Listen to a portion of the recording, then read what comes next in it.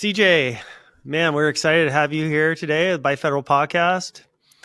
Thank you for joining us. Thanks for having me. It's great to be here. So I really got to know you just a few weeks ago at the Naples Wealth Conference. I was just totally impressed with your knowledge of Bitcoin. And then I later found out all these great things that you're building in the Bitcoin space. And so I'm so excited to tell our audience about it. But before we get started, would you give us a little background? Like, how did you get started in your career here? And then how did you transition to Bitcoin? Yeah, absolutely. So I started accumulating 11 years ago now. Wow. So quite a few cycles under my belt. But Awesome. As it is with most people in Bitcoin, a big learning process and big learning journey. Like in school, I studied finance. So get into Bitcoin because you're going to be a great trader and you're going to make a lot of money. And then you kind of just go down to the rabbit hole. And I always say, I went to the bottom of the rabbit hole. I planted some TNT and went deeper. And a lot of that started with my experience in mining, not really understanding the difficulty adjustment, not fully understanding the effects of the halving on price discovery. And I got destroyed. Like I got really crushed once I was mining going into the 2016 halving, and I was doing very well going into that halving. But then post halving, I saw that the business changed. All the numbers changed. So that led to me really doing a deep dive in understanding Bitcoin as a commodity and the price discovery process behind commodities, and how a true free market actually prices a commodity, based on that cost of production being set at the margin, being the number that is the number that allows people to get access to the value proposition of the asset, whether it's wood, copper, gold, Bitcoin. Doesn't really matter what it is. That free market price discovery process works the same with all these assets and commodities. And I didn't know that going into it. I just thought, hey, I could plug this machine into the wall, spend some electric money and get back these coins that are worth a lot more than what I'm paying in electric to get them. So it was one of those experiences for me. And then after the 2016 cycle, that's when I published Bitcoin Fair Value, which is the mining algorithm that miners use to manage their treasury, to know when to use their dollars or use their Bitcoin or sell their Bitcoin, and how to manage throughout the entire cycle to make sure that you're alive when that next halving comes, to make sure that when your cost of production doubles overnight while dealing with the difficulty adjustments, also pushing up your cost of production every 2016 blocks or 2 weeks, factoring that into your management is key and critical to survival in the industry, which makes it different than any other industry in the world. So that's really what bit me. That was the bug that bit me. I came out of the traditional side. I understood Keynesian economics, all that other stuff, debt, and seeing the inverse of that in Bitcoin intrigued me. And I couldn't stop. So I kept learning and learning and learning. And the more I learned, the more successful I became. And that led to a lot of friends and family telling me, hey, man, we don't want to hear about Bitcoin anymore. We are absolutely done hearing about Bitcoin. Right. And then going into the 2017 kind of euphoria, a lot of them reached back out and were like, hey, we never heard about Bitcoin until you bothered us about it. But now we want to know more about it. And then that's what led to me creating the Christian investment analysis community, where people can come and just shadow my portfolio, hop on calls with me. And I just kind of share my knowledge and help you learn how to navigate the space successfully, which is as a hodler, as a long-term investor and hodler in Bitcoin, not a trader, right. And just understanding the technology, because that's really what it is. Bitcoin is engineered money. And that's the conclusion of my experience. And that's the basis of which I'm building my business now, People's Reserve. So all of that history, that learning, that failure, my big successes today have come from my failures of the past, which is interesting because in today's economy, nothing can fail, right? Everything's too big to fail. And that's why we're not moving forward. It takes failure to move forward. And my Bitcoin experience is a testimony to that. That's great. What a great introduction. I'm curious. So you're studying finance in college. You learn all the traditional economic metrics, and then you discover Bitcoin, which, just like pulls the plug and throws the grenade into the room. like kudos to you that you're like, wait a minute, maybe there's an alternative to everything I've been told to believe. What was that? Was that transition easy for Oh, you? Are you that pliable of a guy, or? no, that was a very hard transition. And I had a mentor. His name was Jeff Berwick. He calls himself Oh the yeah. dollar vigilante. Yeah. Yeah. Yeah. Okay. So he was holding my hand, walking me through all of Oh, this, right? cool. So Yeah. him having that kind of previous understanding helped me connect the dots a lot faster and a lot easier. But once I understood there was, an alternative theory, an alternative line of thinking, Yeah. I just embraced it. So I wasn't necessarily like, this is how it works. Like the modern monetary theorists today are just like, this is how it works. We're right, you're wrong, and there's nothing you can do about it. It's they don't think for themselves. They just go off of that theory. I'm more of that think for yourself type person.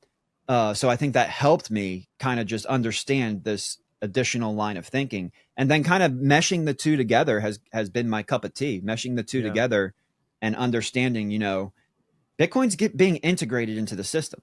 And that doesn't mean that the system is going to be a hybrid system for eternity. I think long term we do end up on a Bitcoin standard, but you don't go from 0 to 100. And I hope it doesn't go that way. Like Right. if everything just crashes and burns and we're all forced to go to Bitcoin, I think that's a lot lower quality of life and standard of living event than Bitcoin being Trojan horsed into the system, integrated, made collateral, and having everybody slowly kind of understand that this is the first time we have real money. We learned a lot about the characteristics of money through gold, through history, but we never had an engineered version of the natural. Naturally we had a candlelight, and then we engineered a light bulb. Naturally we had the horse, and we engineered the car. Naturally we had pens and paper and the printing press, but now we have lines of code that present us information on devices. Well, naturally we had gold, and then paper money that represent the gold, and then paper money that represented nothing. And now we have an engineered money in Bitcoin. So to me, it's the natural progression of these things. And when you study it, I think that becomes more and more obvious. And thankfully I had Jeff to help me get through that, and kind of, it wasn't just like, it was like, here, take this orange pill. And then all of a sudden it was like, oh, that's pretty good. And he shows up with all these orange pills. Shove these orange pills down. I can't stop. I more orange pills. But ultimately, I wouldn't change anything, because it was rough to get out of that mindset. It was rough to understand that you're being lied to about many of these things from entities that you have been brought up to trust, like banks and governments. Like, why would the bank lie to me? Why would the governments lie to me? What did I ever do to them? Like, I'm just trying to be a good citizen. I'm trying to work. Right. I'm paying my taxes. I want to do some philanthropy. I want to help people out. I want to raise my family. Why am I being attacked? And you get caught off guard that you are actually, a sheeple, that you are actually being used. That gave me chills, because it's such and most of the people implementing that are just doing what they're told, and they're not asking the questions. Yes. So to be one of the few people that are willing to ask the question, look at alternatives and weigh the two, kudos to you for doing that, man. There's not a lot of people that do that, and it pays off when you do that, and you understand, because the closer we get to the truth, the easier it is for us to navigate reality and do the right thing. So that's awesome. Well, Bitcoin is like that natural solution to that problem, because once you have that realization, you're like, whoa, what do we do to fix this? And like, you just nailed it on the head. I call Bitcoin truth money. I actually preached a sermon titled Truth Money, where I talk about how Bitcoin is really God's money. It's because it's in truth, and you can't defraud it. And if we just did that, like, I know everybody's talking about Trump and Elon and Ron Paul and the Department of Government Efficiency, which is great. I hope they do that, because I'm not worried about cutting the spending. I don't think they can do that, but I think they can find fraud. I don't think it costs $500,000 for a toilet seat and $20,000 for a hammer. Okay, I think they can find where some of that money is going, because it's not going back into infrastructure. It's not going back into making America great again. It's lining the pockets of corrupt fraudsters. So I hope they go ahead and do that. But Bitcoin is truth money. With Bitcoin, you wouldn't be able to do that. And even with stable coins, if we could track and trace where this money is going to Ukraine, if this stuff was traceable, then I think that would be beneficial. Yeah, I forget the dollar amounts, because the dollar amounts these days are so massive that just billions and trillions just fly by you, in the dark. But I know there's been tremendous amount of money unaccounted for in most of the wars that we fought, and um, inevitably it's ending up in the wrong hands. Yeah. Well, look, the day before 9/11, Donald Rumsfeld came out and said, "We don't know where trillions of dollars is." The next day, all of that sad stuff happened, and even the accounting department in the Pentagon was blown up. So, look, they don't want this stuff trackable and traceable. All that money isn't going to where it's supposed to go to, and that's I honestly believe that's why they try to kill Donald Trump, because he's going to shine a light on this stuff. And these people, look, he's the only person to go in there. And I'm not really super pro Trump. I've criticized him a lot. So if I'm coming off as super pro Trump, please look at my feed and understand that I'm independent. I'm going to vote what's best for me and my family. And it's just, to me, it's clear common sense that his policies and the team that he's assembled with RFK and Elon and even Ron Paul and some of the other people that have come behind him and support him, it's almost like a new party. It's almost like it's not the old Republican Party that's like just the rhinos, the Republicans in name only, right? Like the Mitt Romneys who are going to leave to the Democrat Party, and the Liz Cheneys who are all the war hawks. Like all the people who we don't like are like, well, I'm Republican and I don't like Trump's policies. Well, fantastic, because we didn't like you anyway. So it gets me swelled up. You can see I have my little I voted sticker on today. We're both pro America today. That's right. And that's one of the things today is actually, this will be airing after the election, but this is November 5th. So I see you got your I voted sticker on. That's awesome. That's right. I voted earlier. I voted last week. But one of the things that strikes me is that the Trump campaign is the only campaign I hear people chanting USA. Yeah. I don't hear that anywhere else. And isn't that what your government's supposed to be about? Is people, or your leaders should be implementing practices and measures that support America, that support American prosperity and American civilians first, citizens first. Once we have cleaned our house, then we can worry about helping the rest of the world. But we've seemed to have gotten a little bit off the rails in regards to, there seems to be some percentage of people in the United States that are more concerned about imparting their values on the rest of the world, as opposed to making sure that we stand on moral high ground before we do any of that. Yeah. And we are so far off the moral high ground that we have a lot of work to get back to that. So yeah, I love that one idea where it's like, you make America great again and you put America first. But at the same time, he says to the other leaders of the other countries, you put your people first. Yeah. That's when you have an incentive structure that is properly aligned, you're going to have a stronger economy. And that's where Bitcoin kind of plugs into the conversation. Absolutely. And it's exciting because, Kamala, what is she going to do? She's not going to do anything because it's the same cantillionaire puppet masters pulling the strings. So she's going to fight the same wars and the same battles to stop Bitcoin, to stop decentralized finance, because her puppeteers are the beneficiaries. They're the cantillionaires. They're closest to the printer, and they receive all the benefits. So it's amazing that we can come in and see Donald Trump say we need a Bitcoin strategic stockpile or reserve. Right now, he's onboarded RFK, who is much more orange pilled, I think, than Donald Trump, who wants the United States government to start accumulating Bitcoin. And then you have people like Cynthia Loomis who want to put out a bill that we start buying Bitcoin. So these things can actually become a reality if Trump were to get in. If Kamala got in, the best we could do for her is hope that they don't come and attack Bitcoiners. So if you're a Bitcoiner, it's never been more common sense. But even if you're just pro-humanity, even if you're pro-human expansion, the choice has never been so clear, not only for the United States, but in a global, what's that globalist for guy? humanity at large, right? Yes. What's his name? Yavari or something like that? Did you see that clip? Yes. He's like, if Donald Trump gets in, Navari. Then it'll be the end of the New World Order. And I'm like, this is beautiful. He is a creepy individual. Yeah. If you all don't know who he is, spend some time. I think it's Yuval Nuvari. I'm sure I'm butchering his name. Hardcore globalist. He's like the technology,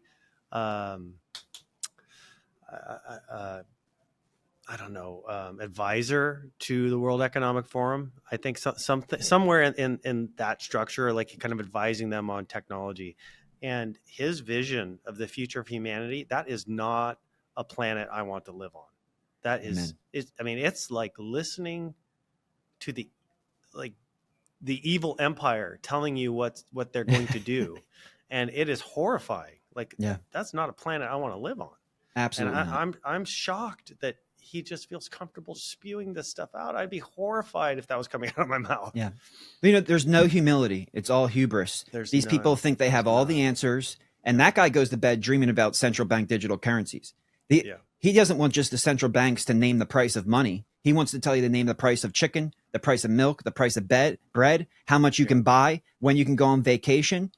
People's Reserve has a solution for recapitalizing Social Security so that we can close the program, come through on our promises, and let people save on their own retirement. Their idea is, let me issue a central bank digital currency, spend it in 30 days or you'll lose it.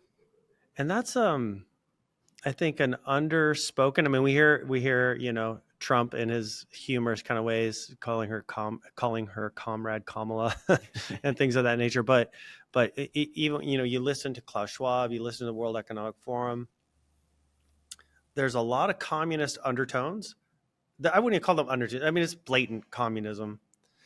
And they are talking directly about how to use technology, these tools, and artificial intelligence, robotics, central bank digital currencies, how they can use these future tech in order to implement communism in a way that's never been implemented. That scares me to death. Yeah, because that is really the fight of our time, right?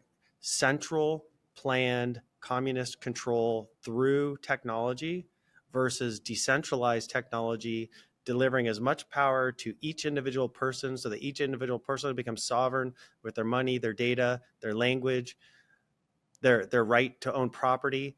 And that is the only way. Completely decentralizing authority back down to the individual is the only way to fight the most powerful central control system that's ever been created.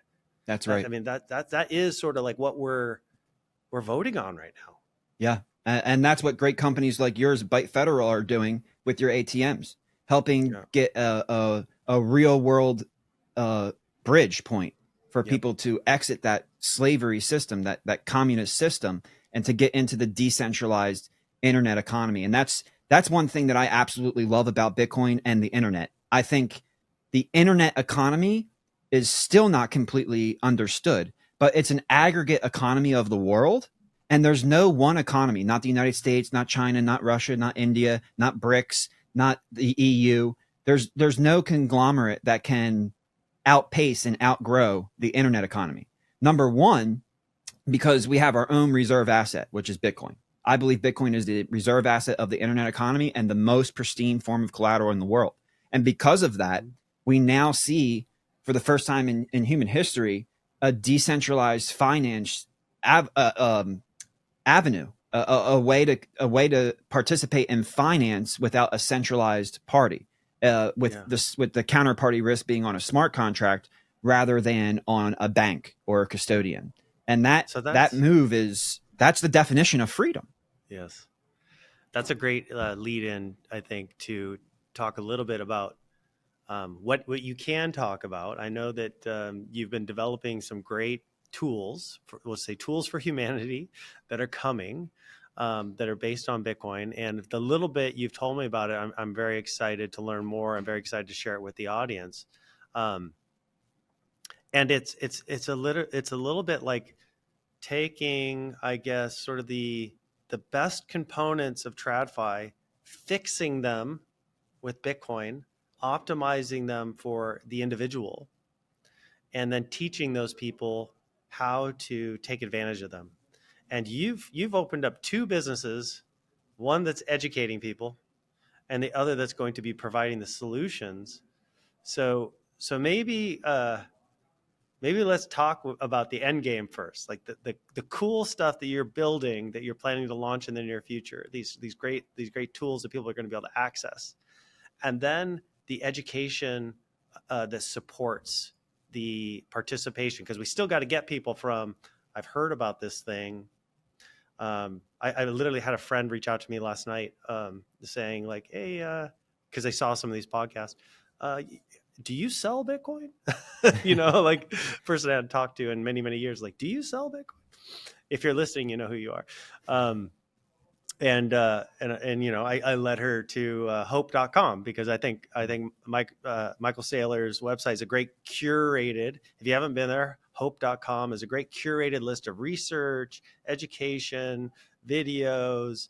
What is money? What is pristine collateral? And you're doing something very similar. But before we go there, let's talk about people's reserve, and maybe whatever you can share with our audience about what you're building. I would love to hear more about it. Yeah. So my number one thing coming from the traditional side of things is that the world is hooked on cash flow. And there's actually a lot of business models that are built around cash flow. And I think maybe I'll just use for this example, because people can go on my Twitter and check out how Bitcoin bonds can be used to recapitalize Social Security, which is a big deal because even Trump avoids Social Security. There is no solution for Social Security right now because the math doesn't add up. But Bitcoin can fix that. So you can check that out. But I'll use the insurance example right now because this is a way where, going back to education, there's certain things we need to teach people so that they can benefit from this decentralized network, so that they can protect their wealth and store the value of the purchasing power value of their time and energy through space and time without worry. That's definitely an issue. But there's another issue at the corporate level that will affect people whether they learn about Bitcoin or not. And insurance is one of those great examples. Everybody knows that insurance costs have been going up significantly. And, especially in Florida. with all of our natural disasters and these hurricanes that we've been hit with. So what that does is when an insurance company, to keep it simple, they collect your premium and then they take your premium and they put it in what they call a cash equivalent. Well, a cash equivalent is really a United States debt instrument. It could be a treasury note, bill, or bond. And when the rates are natural rates, like 3 to 4% range, like they've been now, some people think rates are high now. This is actually like the natural average. Well, then insurance companies can hold treasury bills and they mature every 3 months. So if you have a big catastrophe or hurricane or an event that causes a lot of claims to come in, you can wait until the maturation of those bills and sell them back without losing anything, because upon maturation, you get your principal plus interest. But what happened was when they artificially lowered interest rates and we went into ZIRP, the zero interest rate protocol, the whole business model for insurance changed because they were forced out the yield curve. They could no longer hold the treasury bills that were yielding nothing and still run their business model profitably. They needed to earn some type of yield on the cash equivalent that they were holding as the assets to back those potential liabilities that come in as claims. And we all heard of in March the bank term funding program, because the banks had the same problem. They raised interest rates, but the banks had already taken the deposits and bought the treasury bonds and bought the treasury notes. They were forced out from the bills to the notes and the bonds, longer duration. Maybe we should step back. There might be some listeners here that don't understand how interest rates affect the value of bonds. Fair. Yeah. So when the interest rate goes up, the price of the bond is actually going down. So as the Federal Reserve was raising interest rates, they said they were doing that to protect the system. But what's really interesting is they lower the price of the collateral that backs the whole system, right? So it's like you have a bridge, and all the weight of that bridge is coming down on these beams. And by raising the interest rates, they're actually chipping away at the strength of the beam, because the strength of the beam is based on the price of the debt. And that zero interest rate protocol kept the price of the debt very high, because the higher the interest rate, the lower the price. The lower the interest rate, the higher the price. And there's an inverse correlation between the interest rate and the price of the debt. And that's important because if you're a company or a person, whoever you are, if you want to sell that debt before it matures, you have to sell it at the market value based on the interest rate, not at what they call the par value, which is the value you get upon maturation of the note or the bill or the bond. So if you had a claim, say you bought a 30-year bond and you're 15 years into it, and rates go from 0 to 5%, and you've just the value you have. Now you have a claim and you have to sell that bond. You're selling that bond at, say, somewhere north of a 30% loss. Yeah, you're taking so not only do you have to lock in a loss of 30% on the cash equivalent that you were holding as the asset, but then you have to pay out the claim too. So that, see, the business model started to break down because there was no insurance term funding program. Right. There was nowhere for the insurance companies go to borrow. And I'm not saying insurance is a great business, but what I'm saying is this is the future. The future is taking Bitcoin and looking at old business models that depend on traditional finance and innovating and using the volatility of Bitcoin to provide equity value to balance sheets, to reduce the risk of interest rate fluctuations, term durations, term premiums. All of these things eat into the insurance model. And people, we don't know any of this. All this is happening in the background. So some of your listeners would be like, this makes no sense to me. Yeah, but you know what does make sense to you? Your insurance prices are up 30, 40, 50%. And this is why. So we need to innovate. And this is just one small vertical. But when you have at People's Reserve, we're building a Bitcoin bond. When you have a Bitcoin bond, a part of the bond is structured to hold Bitcoin itself. So if the insurance company came and bought a Bitcoin bond, and what's interesting about this is that the principal protection of the bond itself, it's actually a principal protected note, but we call it a Bitcoin bond so that people can better understand what the product is, because it's the performance of Bitcoin that actually creates the yield on the note, right? So when you buy a US Treasury, the yield is created by the promise of the government, what interest rate they're going to pay you back for allowing them to borrow money from you. But in a principal protected note or Bitcoin bond, the yield is actually determined by the price of Bitcoin. So if the insurance company raises $1 billion in premiums and they buy $1 billion worth of Bitcoin bonds that were hopefully issued by either a state or the federal government, what happens is the 800 million or 80% is put into the state or federal government debt. And after the 5 years, it matures at the $1 billion value. And then the 200 million goes into Bitcoin. So after 5 years, whatever that 200 million of Bitcoin turns into, it gets sold upon maturation, and that becomes the yield on the note itself. So there is, with principal protection, there's no downside risk.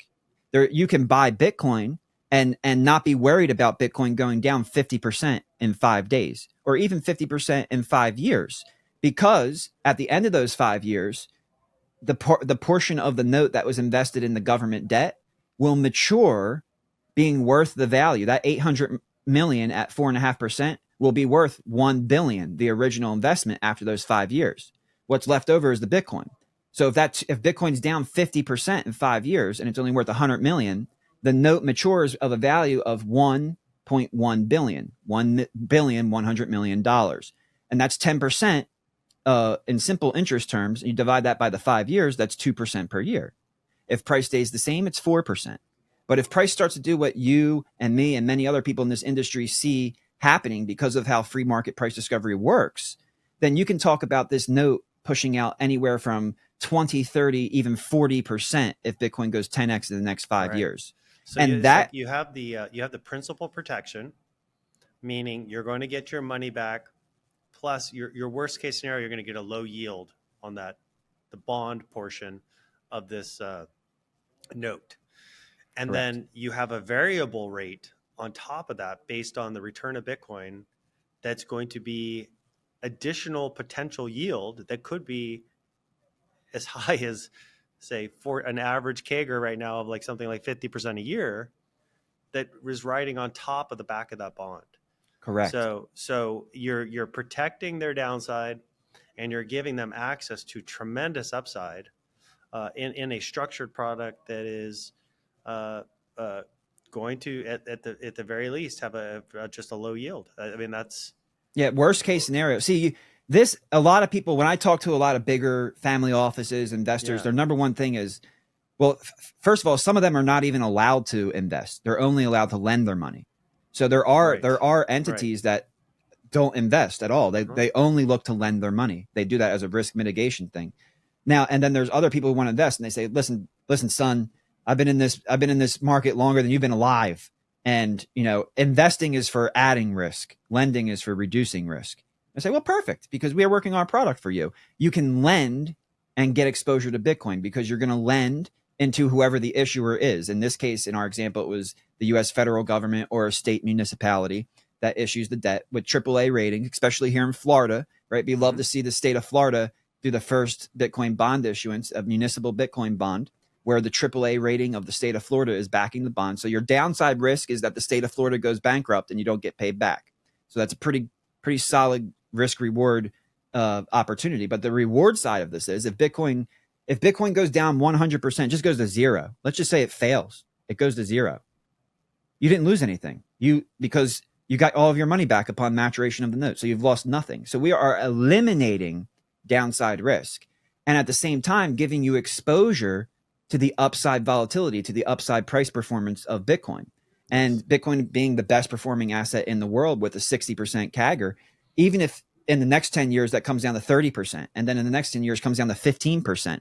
Well, if they pumped interest rates up to 5% and it can't go much higher than that without breaking the system. So you're talking about 300% more than where the system is maximized. And when you start to plug these into insurance companies, funds, pension plans, it could literally change how the world of finance works, and it can redefine fixed income. And whether people understand that through education or not, it can actually increase their quality of life and standard of living.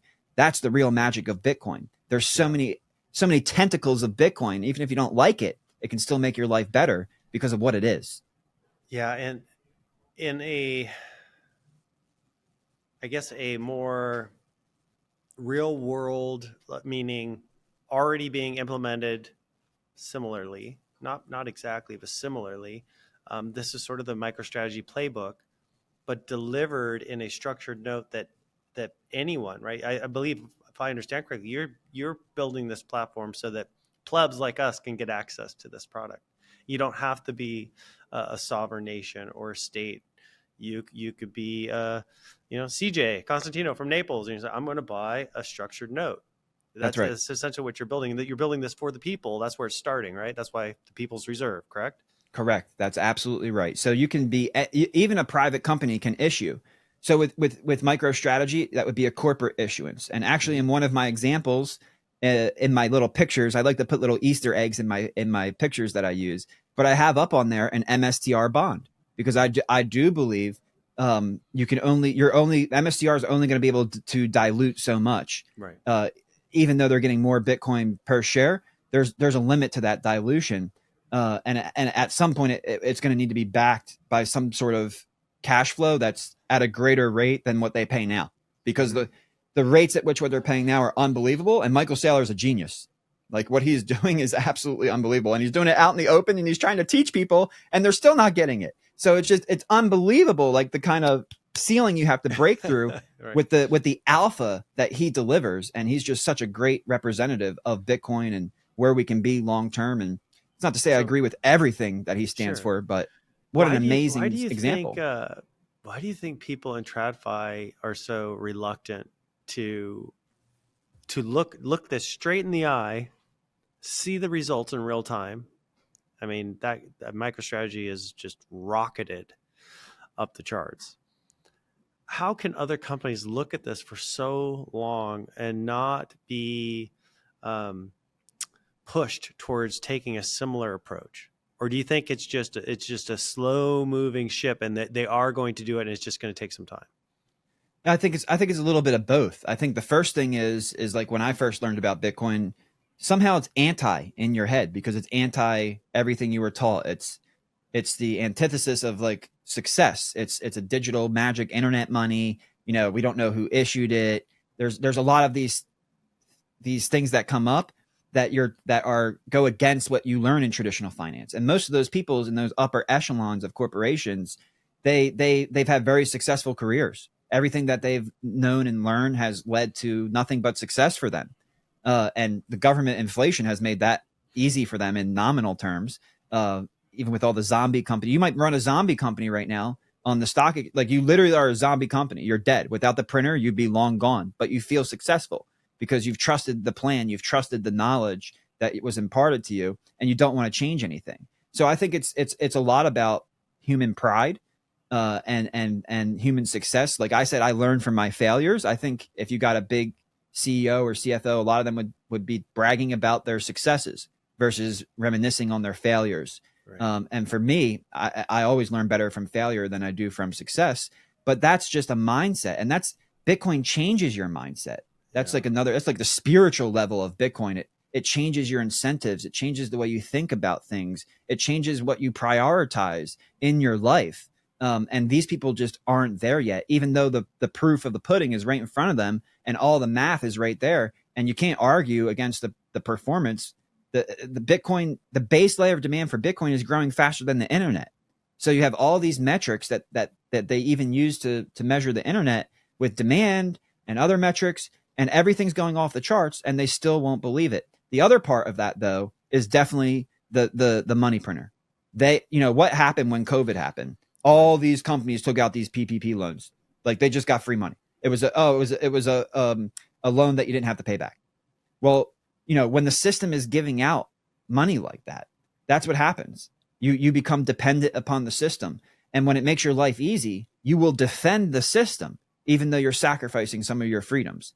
And it warps you. It's slave's not the right word, but it's like free. I saw this one meme. It's like a chicken, right? And it's a chicken in a cage. And then the next side of the meme is it's a chicken that's out on the range, but both chickens end up in the slaughterhouse, right? So it's like, even if you're a free range chicken, you still end up in the slaughterhouse. And that's a hard pill to swallow, that you are being exploited by the system to create cash flow for treasuries. And then that gets put into their entire system. That's where all cash flows are based on. That's why government debt is called risk free. Even though there's plenty of risk to it. No risk, Yeah, because there's no worry. risk. All the chickens are going to slaughter. Like I have to put on my website, this is for educational purposes only, right? But then they get to come out and say risk free, no risk. It's like it's because the government has the ability to print, and when they do that and they send out helicopter money, if things got really bad, let's say the economy turns down and the weakness in the economy as it stands right now becomes more evident. I have no doubt after what they did in COVID that people will be calling for stimulus checks. Right. Like once the helicopter money starts, that is on the timeline of moving from inflation to hyperinflation. Helicopter money is a catalyst and an accelerant on that timeline. Once you pass the helicopter money phase, then the system starts to deteriorate much faster than the pre-helicopter money phase. And we are now in that phase right now. Right. The risk-free term is such an interesting one because when I spent a lot of years in TradFi, and there's a lot of very well educated, very wealthy people that are stuck on that idea. Yeah. That when I would explain the bond math to them, and I would explain the bond seesaw with interest rates and principal and purchasing power, they say, yeah, but I'm going to get all my money back. I'm guaranteed to get my money back.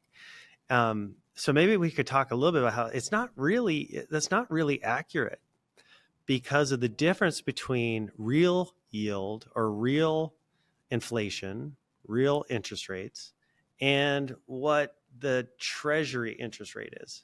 Yes. And how that's eroding purchasing power, which in my mind is like why I'm so excited about your product, because I have a sense that the real interest rate in the market is much higher than 5%. And that even though we feel great that we're now able to get, well, maybe it's 4.5% now, but at one point we were getting 5% on bills. I knew it wasn't keeping pace with the real increase in cost. And therefore my ability to purchase, or my purchasing power, was decreasing, even though I was getting a higher yield on something that matured every month. So maybe explain that for the audience, because I think like your Bitcoin structured note is so crucial to getting a yield that really outpaces the real inflation in the economy, so that if you're saving money, you're not losing purchasing power, and at the same time you're not taking risk in a volatile asset where you're just holding Bitcoin and all of a sudden you've got to rebuild your home because a hurricane wiped it out. And Bitcoin happens to be in a bear market, and it's the only asset you have, right? So there is a balance there, and And I think your product would solve that problem for a lot of people. So can you talk about that difference between inflation rate, yields on treasuries, real yield versus the Yeah, yield we get absolutely. in the market? You hit the nail on the head, because that's the problem, right? Every good business solves a problem. And the problem that we solve at People's Reserve with Bitcoin bonds is that there is $300 trillion in the world parked with negative real rates of return. So the two words are this: nominal and real. And when you think nominal, it's just the number you see on your screen. When you think real, you should be thinking purchasing power. And I never could connect the dots Like why what's people the cost of your eggs, right? At right, the like, grocery store, the cost so of your gas, the cost of a car, the cost of a house, the cost of a high school or a college education, healthcare, etc. correct. All of those costs. See, this is why it matters, because, and this is why you ask your boss for a raise, right? Everybody's excited about getting a raise. Why would you be excited about getting a raise? Well, because if you get a raise, you can buy more stuff. The quality of life and standard of living is going to go up because the amount of money that you're making is going up faster than prices. So you can buy more goods and services. But if the amount of money that you're making, even if you get a raise, if you're not getting a raise at the same pace at which the costs of these goods and services that you use in your daily life are going up, you're buying less stuff. Therefore, the quality of life and standard of living is going down. And that's kind of where we are in the economy today. Right. This is why Bitcoiners look at money printing as the most evil thing you could do. Yeah. And I think COVID really triggered a lot of people, or opened a lot of people's eyes to this, that when they saw their grocery store bill, I can tell you just my personal grocery store bill for my family used to be $320 a month. It was pretty much like boom, boom, boom. That's good. Or not a month, Now it's every that week. per week. Sorry, every week. Yeah, thank you. Every week. And then at the end of the COVID money printing, I was $500 a week. Yeah. It was brutal. Yeah. It was, I mean, there was so much inflation in just the cost of feeding my family the quality food. Now I could have gone down in quality and, bought, I tried to avoid the entire center of the grocery store, but, I could have bought cheaper products. And unfortunately, a lot of people do. And then it has ramifications on their health. And then therefore increases their exposure to healthcare risk, right? So, Yep. so this entire money printing system is such a sleight of hand, but very, very evil tool against humanity. And most people want to just immediately blame it on the corporations without any understanding of this real yield versus, or real yield versus nominal. Yeah. Well, what you said was so important, because what happens is when the government prints the money and inflates the currency, and that forces these costs to go up, that's a trick that the government uses in the CPI. What the CPI is, the consumer price index. That's what they use to track the rise in prices. But what you said, Paul, was that when prices went up, I had a choice. I could have lowered the quality of food that I was getting. But that's what CPI does, and that's what it shouldn't do. Because in 1982, and if you go to govflation.com, which is something that we built to track real inflation, it's not like Trueflation, where it's a proprietary algorithm with its own interpretation of how inflation works. This is the 1982 U.S. government inflation equation. I think it's the most accurate version of the equation. And we use that to determine what real inflation is, because it's pre-substitution. See, what you said is like, oh, well, filet mignon is now $30 a pound, but I don't want to eat sirloin.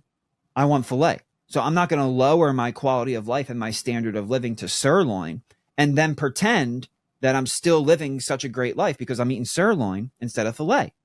And that's what the CPI does. It says that it's a substitution-based cost measuring system. So when, the price of hamburger meat goes down and the price of steak goes up, well, prices went down because people aren't going to buy the expensive steak. They're going to buy the cheaper hamburger. Yeah, that's true. A lot of people will do that. And a lot of people have to do that because they don't have the purchasing power to maintain their quality of life and standard of living. But also what happens besides the health ramifications is that everything that happens on everything, not just filet mignon, not just steak. It happens on everything. It happens on every single aspect of your life. And that is actually what causes the inflationary recession. Everybody today in the marketplace is like, where's the recession? Where's the recession? Right. Where's the recession? This difference between nominal and real is what's masking the actual recession that we're in right now, because prices are going up and people have to spend more money on food and more money on the basic needs to live life, which means they have less money to enjoy life and to do the non-discretionary things. I like to describe it as like engineering GDP, because if you can increase the cost of the goods and services that we're purchasing, you can artificially increase GDP. Like you could have the exact same economic activity if nothing changed in the real economy, but you printed money, so the prices of all those goods went up and everybody bought the same thing. You would have a GDP growth rate that looks phenomenal. And you could show to the world that look at how much we've grown, look at how tax revenues are up, GDP is up, the economy is doing great. But really what you're doing is you're stealing from everybody, slowly making them impoverished. That is spot on, because besides inflation, what we track is GDP, and they have what's called the GDP deflator. And the GDP deflator is supposed to account for inflation. It's supposed to remove those price increases so that analysts don't mistake price increases for economic growth. Now, when you use a GDP deflator that is based on the 1982 CPI, which is more accurate of a deflator, GDP is negative right now. It's been negative for 9 quarters.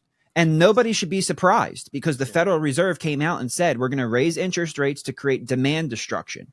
Demand destruction means we want to slow down the economy, right? Because they didn't want to place the blame on inflation being the money printer, the government spending, increasing the circulating units. They wanted to blame it on too hot of an economy. But what they forgot is if you go to Venezuela, they killed the economy. Their demand destruction campaign killed the economy, and people only needed water and food, and prices still went up because the source of inflation was not the economy. It was the currency printing. It was the inflation of the currency. And that's where we are today. And we are using a CPI that is not accurate. Therefore, we're using a GDP deflator that is not accurate. Therefore, GDP is sending the signal that you said it's sending, which is, hey, everything's good, everything is strong. But when you properly deflate GDP, and if you take out government spending, it gets even worse. The economy has been contracting for 9 consecutive quarters. Now, it hasn't crashed, and the data hasn't showed that it's crashed, but it has reacted to the Fed's rate hiking campaign the way we would expect it to.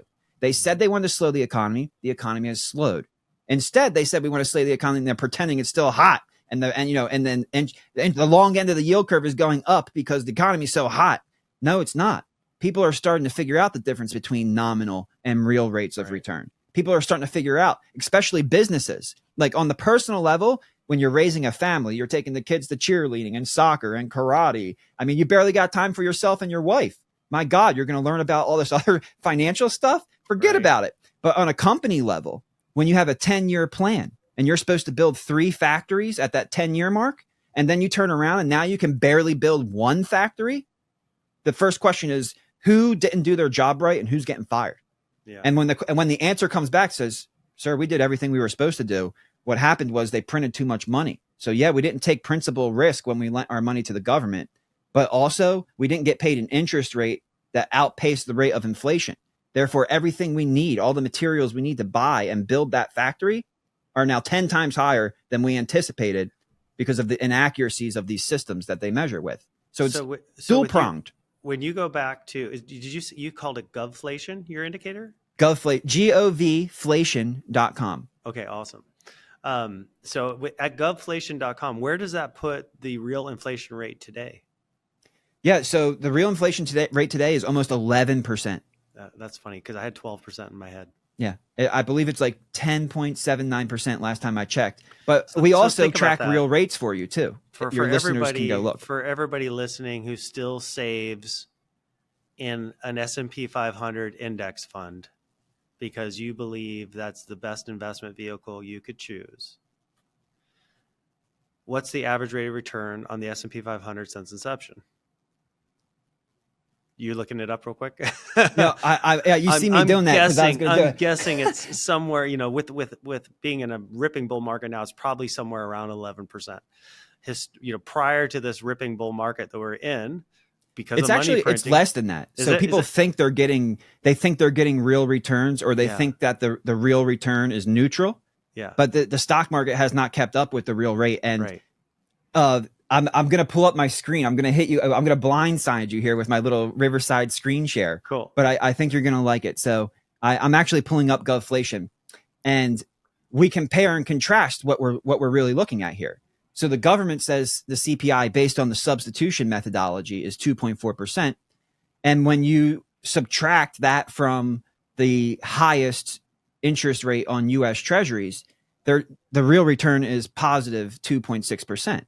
So when the real rate of return is positive, you should try to save your money and lend it to the government in order to be able to buy more things next year. So they want the information to tell you that so that you lend them money. And when you look at the real data, CPI is 10.3. Sorry, it was the 6.9 was the previous. It's 10.3. Okay. The real rate of return is -5, -5.2. And then you can look at GDP as well. The GDP chart, here's the difference in inflation. Here's the difference in GDP. Here you can see back here in the second quarter of 2022, which was right after they started their hiking campaign, the economy quickly went into contraction below the midline. So we have been in that contraction for quite a bit of time, and even that bump back up, the government in the red line would have you think things are going really well, but we're still contracting, and that's because we're addicted to those low interest rates, and there's no way around this unless you change your data models, because they've manipulated it. If inflation's running at, you said roughly 10%, Mm-hmm. and your yield on treasuries is 5%, for easy math, Mm-hmm. you're losing 5% of your purchasing power every year you own that bond. Exactly. And this is exactly what I was just so frustrated with and gratified when people would get stuck on this. Yeah, but all I need is 5%. That makes me happy. And it's no risk. Yeah. But they didn't realize that they were deteriorating their purchasing power 5% a year. Their real return was negative. Yeah. At the end of every year. The real trap on that? I could buy them a laddered treasury portfolio and show them a 5.5% annual return, and they love me. And then I'd have the conversation, but you really need to diversify into equities. We need to get a higher rate of return to maintain your purchasing power. And so there's a certain level where people get wealthy enough where they just Yeah. But I don't think they're really doing the internal calculation like Michael Saylor did. Yeah. Well, they want fixed income. They want to retire. They want to work. They want to hit a couple of good investments, and they want to build a principal. Right. Set it and forget it. Go play exactly. Golf. Yes. And Bitcoin bonds, you still get cash flow on Bitcoin bonds. Yep. You get the 4.5% to 5%, depending upon the issuer, on the actual principal protection portion of the note. But then you also get Bitcoin exposure to the upside. So you're going to get your cash flows plus the added exposure to Bitcoin performance. It is the best of both worlds. So just to kind of put this in perspective, I mean, not only is this great for anybody that wants to have a rate of return or wants to have an investment that's low risk, but has the potential to have an extraordinary rate of return. At the same time, as good as that is for you and I, this also has the ability to have massively positive impacts if it was implemented within the Social Security system, if it was implemented, like you said, in the insurance markets. So hopefully people are going to start to transition to understanding this. And like you said earlier, with Cynthia Lummis's efforts, whoever gets into office, if we implement a reserve of Bitcoin that the Treasury is holding, we could start to fix the balance sheet of not only the U.S. government, but of Social Security, Medicaid, and so on, so that we are in a much better position as a country to sustain the quality of life that we've built here. Correct. And I think there's actually even greater potential than that, because if Trump gets in and he's open to Bitcoin, we really need some good economists in his ear advising him on how we can integrate Bitcoin into our different economic policies. Yes. Because I believe, Trump is the tariff king, right?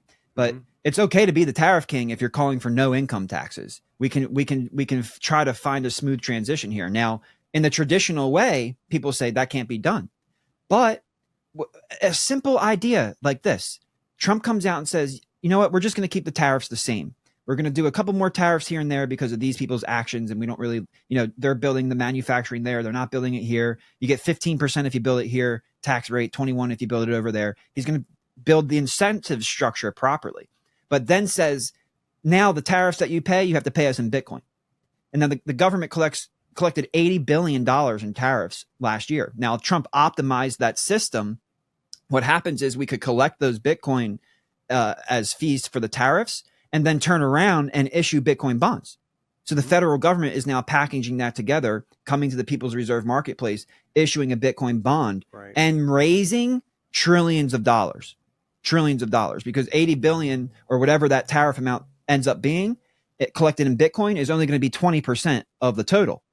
So if you raise 100 billion, you could pretty much get rid of the deficit. You could raise trillions of additional dollars from the marketplace by offering a superior debt product. And we need to get you in the office with Cynthia Lummis and the Senate Banking Committee, and I hope I do. Stuff, I hope man, I can. We're teaching would be a game changer. Yeah, and if the federal government doesn't do it, I think the state government will do it, because it's the same thing in the municipalities. Right? Yep, from the bottom up rather than the top down. But with Trump, there's a chance of doing top down, and there's a chance of seeing some drastic changes. And my opinion is, if you're going to do that, and you issue those Bitcoin bonds, sell the bonds to the Social Security funds, right? Because the Social Security funds are their own separate entity. Yeah, exactly. They're there, and now you want to talk about reinvesting in America.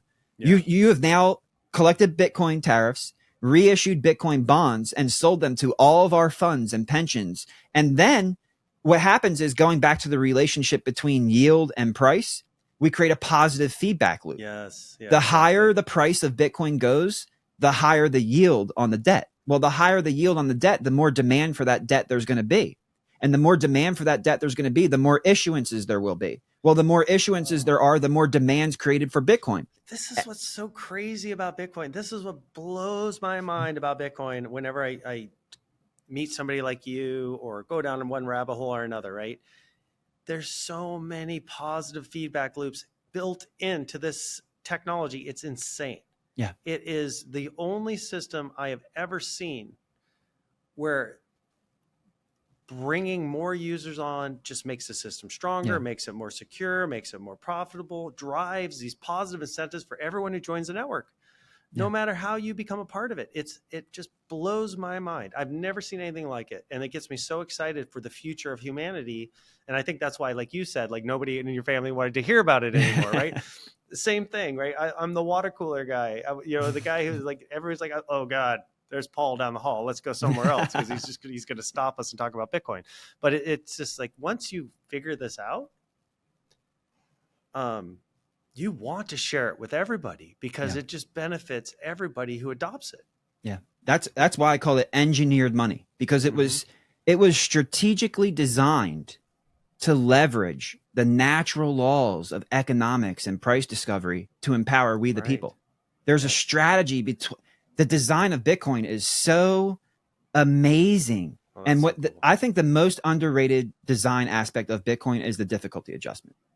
Because let's talk about that. Let's talk about that, because you've got a great background in mining, which, that's a whole nother competitive field, right? That's people that are doing that and doing it well. Kudos, because it's real easy to get run over. I think you had that kind of experience early on. But are you still mining today? No.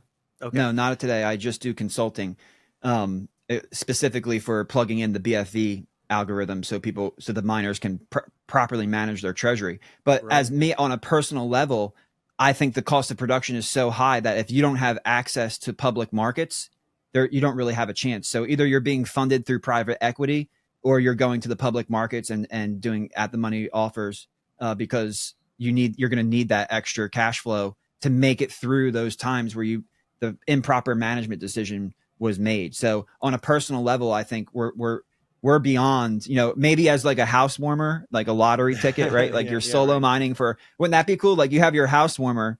I've seen that company, they make house warmers and they're like, hey, over the course of 10 years, your house warmer will be free.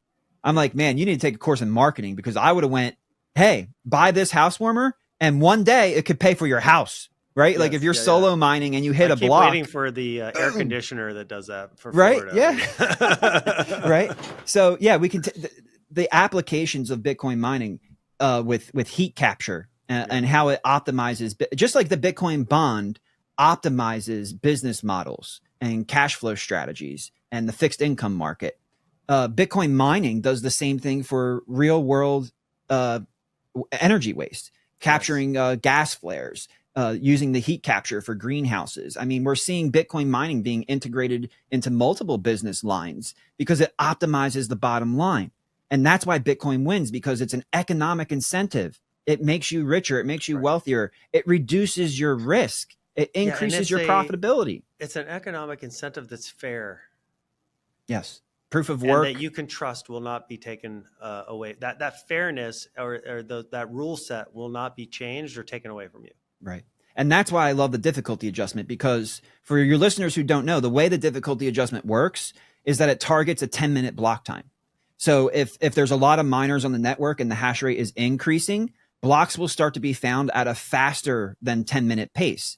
And what that happens over the course of 2016 blocks, or roughly 2 weeks, if that pace is faster than 10 minutes, the difficulty will increase. And it's targeting a difficulty based on that computational power, that hash rate over that 2016 block period, that would then take 10 minutes to mine the block. And it's vice versa too. It's also a sustainability mechanism. If the price of Bitcoin goes below its cost of production and miners are better off just using their cash treasury to buy Bitcoin off the market than paying more for the electricity to get less Bitcoin, well, then they turn off their hash rate. And as hash rate goes down, it takes longer than 10 minutes to find blocks.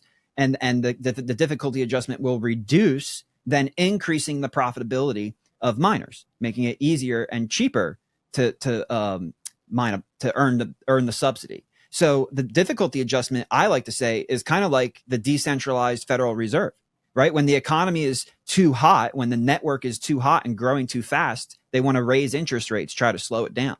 Well, that's what the difficulty adjustment does. When the hash rate goes up too fast, it raises difficulty, and that increases the cost of production, and that actually causes some people to turn off their hash rate. So it cools down the growth. It keeps it in a sustainable way. And then vice versa too. If we go into a bear market, price of Bitcoin goes down 50% in 5 days or something like that. We get those every once in a while. Well, the opposite happens. The price goes below cost of production, and the miners have to turn off their hash rate because they'd be better off just using the cash they already have in their treasury to buy it off the spot market, because they're going to get more Bitcoin rather than paying a higher cost to get less Bitcoin. And the difficulty adjustment reduces, and it makes the miners more profitable. So what everybody sits on the edge of their chair waiting for a group of men who are unelected to determine the price of money, Bitcoin makes the game fair and easy to understand on a fixed rule set that we can all understand and agree upon. Yeah, and there's no chart plotting where you're saying this is where we Dot think plot. Interest rates are going to be out here in the future. It's literally charted, and you can see the hash rate and track it in real time. Yeah, and people have different methods of calculating hash rate. There is no specific way to know this is the exact hash rate. Like it's actually a calculation. That's a real time, or not in real time, but very close in real time fluctuation in that hash rate difficulty that is making micro adjustments to the Bitcoin economy, and that sort of keeps us in a Bitcoin business cycle, as opposed to the boom bust cycles that we get through a Federal Reserve central bank. Exactly. It mellows out those. You can't eliminate the cycle because it's natural. Right. And there's nobody appointing who's in charge of the Fed. There's nobody, with a political influence over the Bitcoin blockchain. This algorithm is going to run regardless of who's in charge, regardless of who's participating, regardless of who's got the biggest bag. Yeah. And Satoshi, if you go look on my highlights on my Twitter, Satoshi actually talked about this. That's where I learned it from. So it was reading Satoshi and learning from him that led to me kind of building out the understanding a little bit further to the point where I could build the BFV algorithm. But he said that the price of any commodity will trend towards its cost of production. And then when you look at the process of price discovery, like a lot of people don't understand what that even means and how it works. Because when they go to the store, there's just a price and they buy it for that price. But that price is set at the margin of the producer, right? So if the producer has to pay $2 to produce whatever they're selling to you, they cannot sell it to you for less than $2 because they're going to go out of business. So the cost of production is very important in the price discovery process. And some of the people are probably saying, well, CJ, if you dig a hole in your backyard and it costs you $100, it's not worth $100. Yeah, you're absolutely right. It's not worth $100 because there's no demand for it. But when you're talking about goods and services that there's a consistent demand for, then this law comes into play. Right. And what happens is this is how the free market price discovery signal works, right? Yavari wants to name the price through central bank digital currency. He wants to tell you how to allocate resources. The free market price signal works this way. If somebody comes up with a product and the cost of production of that product is, say, $50, and the consumer comes and says, man, this item costs $60. You know what? I'm not getting $60 of value. This is too expensive. I'm not going to buy it. Well, when demand goes down, the price has to come down in order to attract more demand. Well, eventually what happens is the price comes down to $50 and the producer says, man, I hope I can sell these at $50 or I'm going out of business. And when he can't sell them at $50 because the same product, the same value proposition that wasn't worth 60 is not worth 50, that is the free market signaling to you. You are wasting your time, energy, and resources. You need to reallocate and produce something that has a value proposition that allows you to charge a price above the cost of production.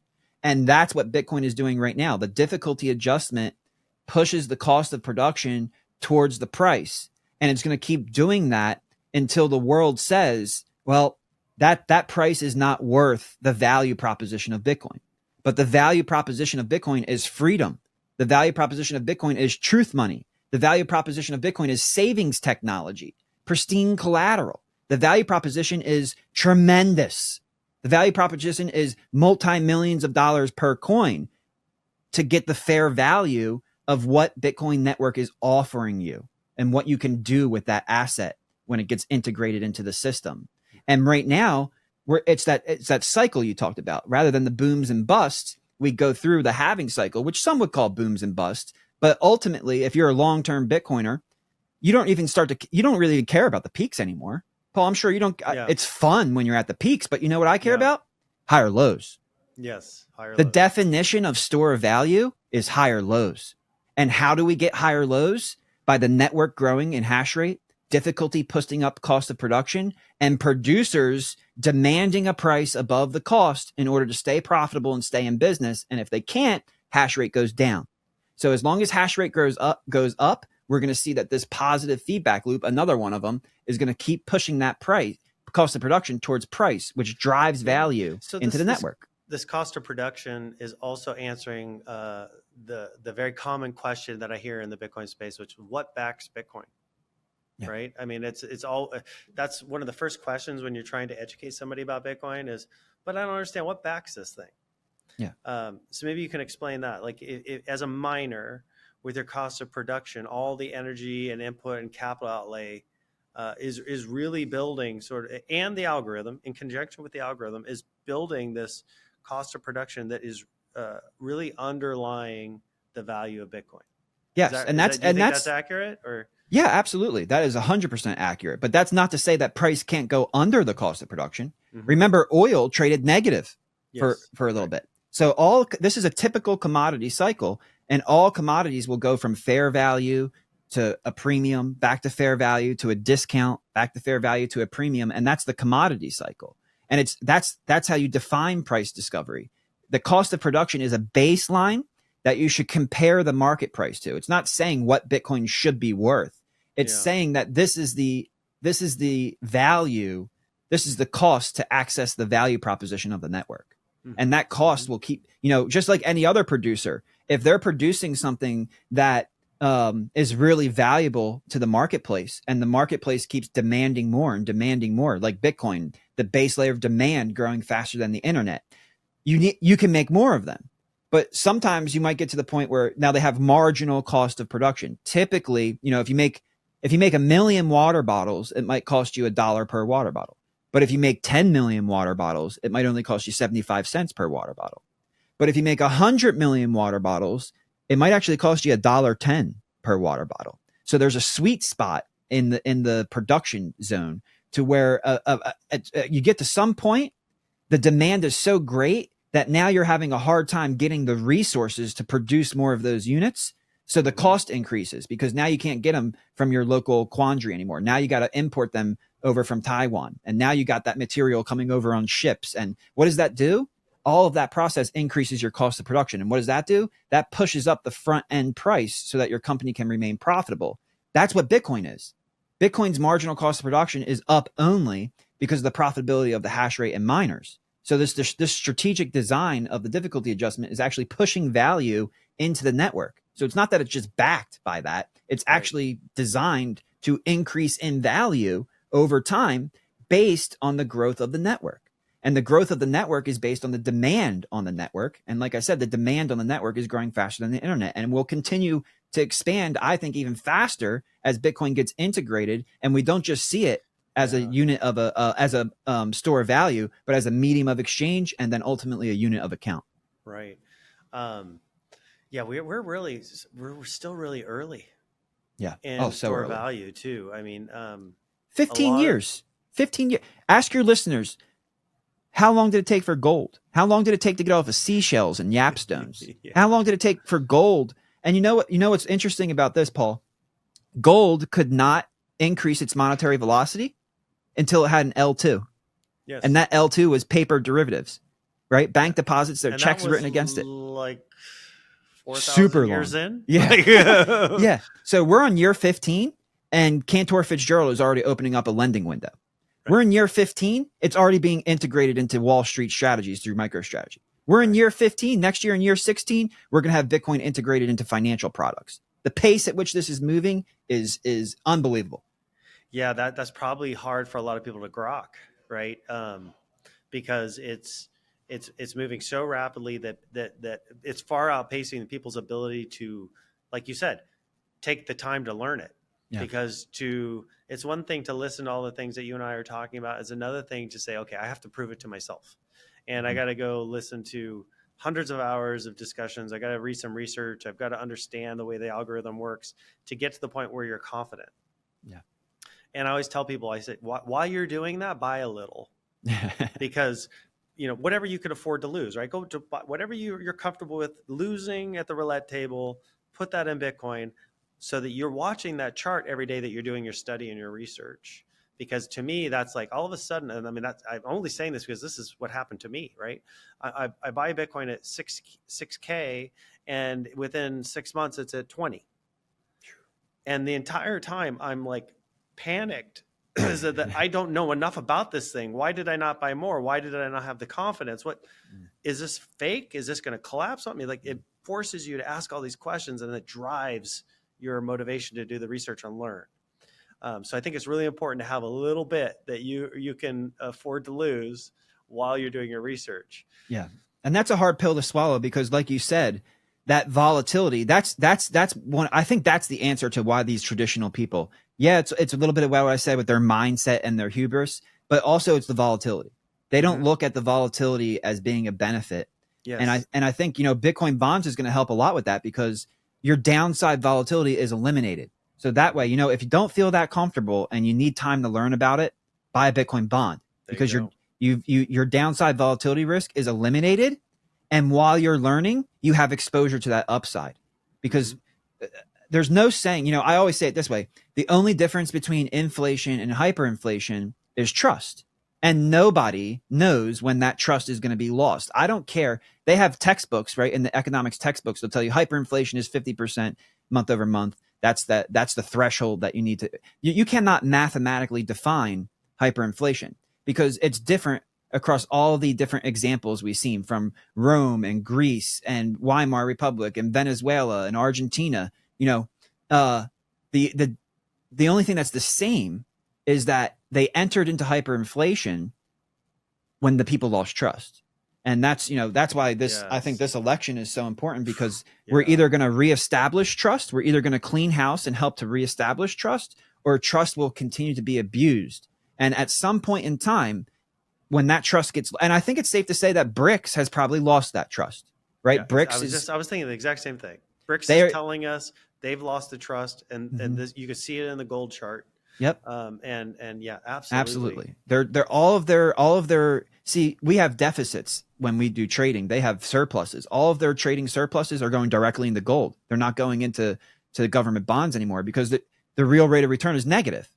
So I bet you if the United States if the federal government issued a Bitcoin bond, the other governments would be chomping to get at the bit because they want to be able to get that exposure. And if we embrace gold, I just had Daniel Diaz of Citizens for Sound Money, great guy, great lobbyist, doing a lot of God's work, getting us back onto a sound money economy. But he's heavy on digital gold. But the thing is if we remonetize gold, we are now empowering BRICS, who's been stacking gold ever since we've weaponized the dollar. Right? We came out and we said, you do this, we don't like it. Now we have confiscated Russia's money and then used it to finance Ukraine. That is why they're moving away from us, because it's not their money, right? Not their coins, not their money. It's not their money. It's the United States sanctioning them out of the system, weaponizing the money system, and now they're going back into gold. So we've kind of taken that choice off the table. I think before COVID, the United States could have repriced gold and tried to balance our balance sheet. But now if we try to reprice gold, we're just making ourselves poor relative to these other nations who have been stacking gold as a consequence of us weaponizing our own system. But it's also a miracle that BRICS went with gold instead of Bitcoin, because it leaves the door open for a Trump or for an RFK or for a sound money advocate or a pro-human person to come in and say, you know what, we're gonna integrate Bitcoin. Yeah, that's a great point, because so when I think about this evolution of Bitcoin to becoming a world reserve currency, we I think you're seeing the BRICS move to gold first because they're not incentivized with their political structure, to empower their people. The United States Constitution, if we get back to it, is the only governing document that is about empowering the people and giving the people property rights. And so to me, that lays out a framework by which the US government could implement a Bitcoin standard before anybody else in the world. And if the world's leading empire implemented a Bitcoin standard, the rest of the world would have to follow. And this sort of, I think, is often explained as like the global hash war that could be coming, that they say is coming. You're starting to see small states like El Salvador embrace it. Maybe Argentina is going there now. We've had small countries start to get into mining. I know Saudi Arabia is getting into mining. Bhutan has been mining without anybody knowing. They've got close to $1 billion in Bitcoin, and but all these little guys are looking to the future. And if we could realign ourselves with the Constitution and realize that Bitcoin empowers our people, we would all of a sudden reemerge as the empire that's leading a pro-humanity movement across the planet. I mean, to me, that is so powerful and so important that every time I hear people in government, regulators, politicians, and the likes complaining and demonizing Bitcoin, it's like, man, you guys are just so far off the mark. You're so far away from the constitutional principles of what made this country great.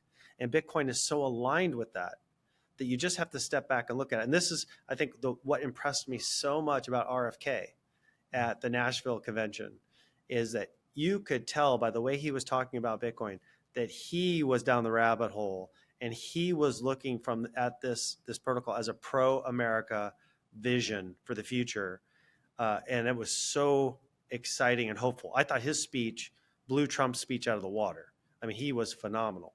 Yeah. And so it was very hopeful for me when I saw him become a part of Trump's campaign, right? Because like, man, there's somebody there now in the cabinet that really, truly understands Bitcoin at the deepest level. And that was, that's just inspiring to me. Yeah. It's hopeful. I mean, I think the future of the American lifestyle and way of life is really at stake here. And the problem is that even if you get an Elon Musk and a Ron Paul in there with the Doge, the promise That's not is the coin, by the way. The Doge, no shit coins. Department of Government Efficiency, right? It's a play on. It just happened to work out for him that way. Elon does that, but it's genius.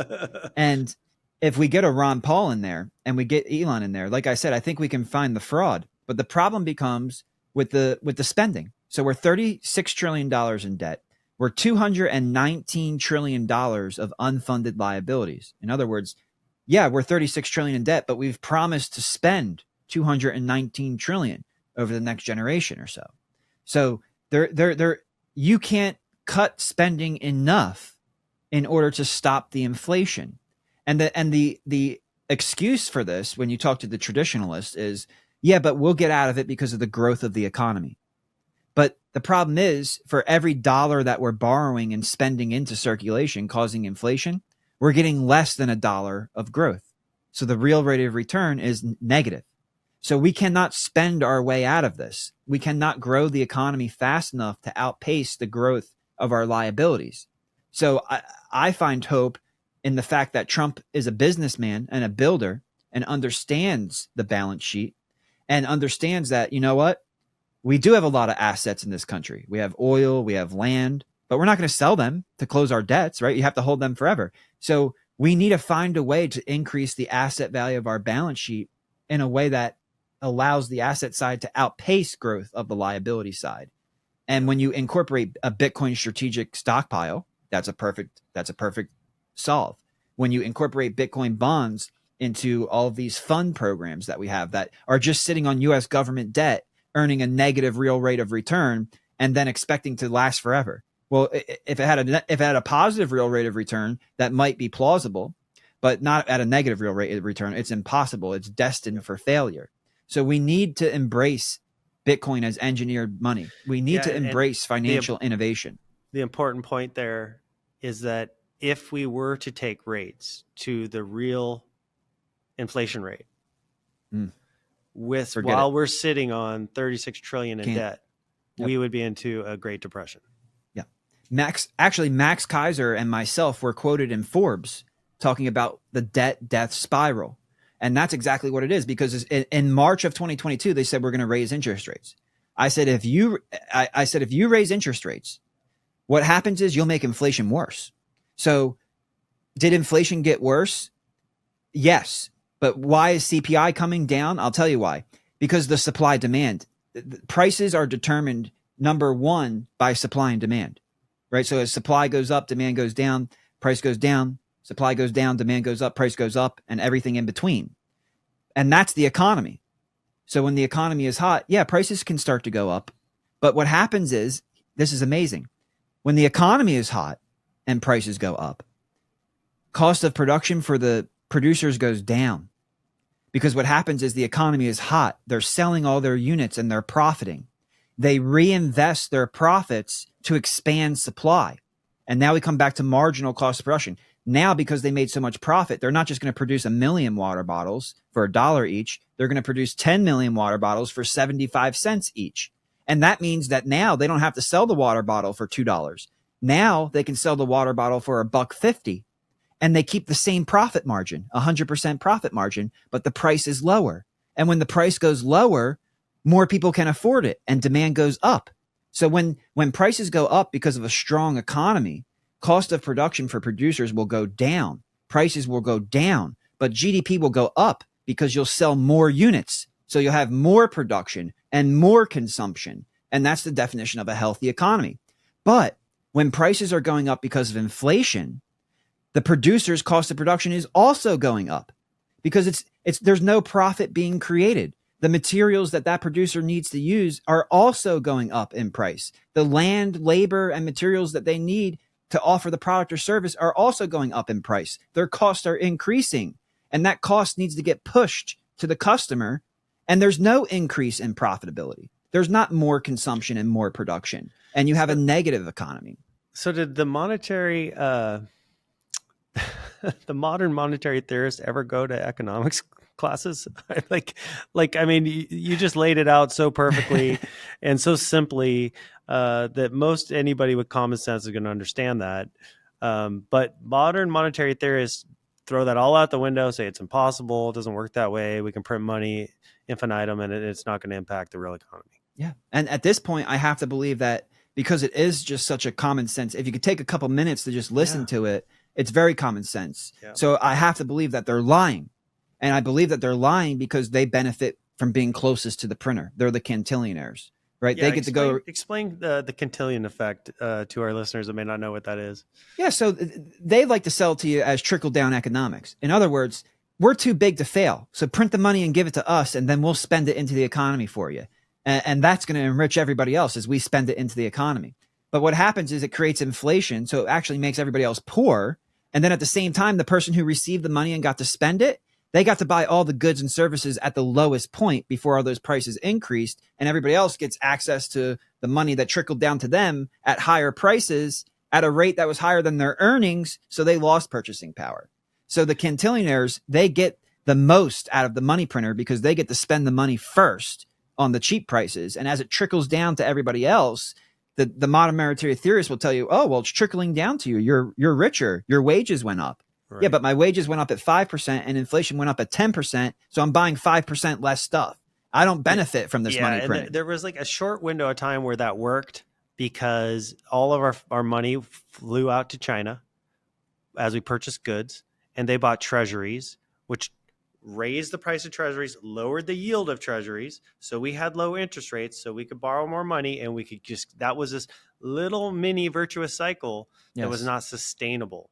Yes. Now that you have, I think it's since 2014, most of the foreign economies that sell us goods have not increased the amount of treasuries that they hold on their balance sheet at all. Net, they're flat since 2014. But what has been growing is their gold reserves. Yeah. So now they print the money. We send it to China. They buy gold. They don't recycle it back into buying our treasuries. So that virtuous cycle of globalization is broken for a number of factors. But the primary factor where the break in the dam, so to speak, was when we sanctioned Russia. And we told the world, if you don't do what we want, we're going to steal your wealth. So everybody said, well, we better start saving as something they can't steal. So now that modern monetary theory loop no longer functions, but they're still a proponent of it. They still believe they can get it on track. And we're saying that the world has definitely changed. It's definitely going in a different direction. And now money printing is going to immediately impact the inflation rate in the United States. That's right. And for people who don't believe that, probably like 6 months ago, I was on a panel at the Bitcoin Energy Summit with Congressman Byron Donalds, who's actually my local representative. And he sits on the Financial Services Committee. So after the panel, I got to speak with him for a little bit. And I wanted to talk to him about treasury demand, because during the panel, he talked about stable coins and how the government feels that stable coins are actually good for treasuries because they're creating more demand, right? Tether is one of the biggest owners of treasuries. So when these other countries aren't recycling that trade surplus back into the treasuries, somebody's got to buy them, right? And we don't want it to be the Federal Reserve with quantitative easing, because then it becomes way too obvious at the rate and pace of inflation. So who can we sell these things to besides ourselves?